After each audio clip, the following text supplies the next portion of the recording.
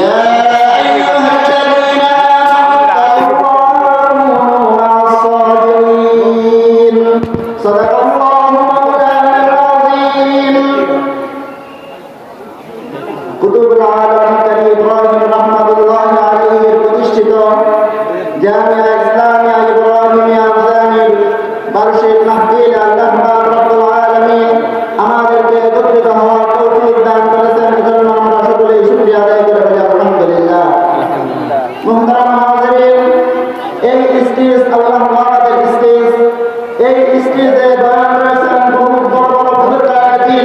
এই স্টেজে বয়ান করার মতো, কথা বলার মতো যোগ্যতা আমাদের কারো নাই।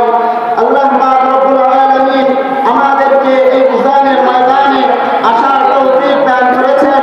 এজন্য আমরা যদি সারা জীবন যদি চিন্তা করে থাকি আমাদের শুকরিয়া আদায় হবে না।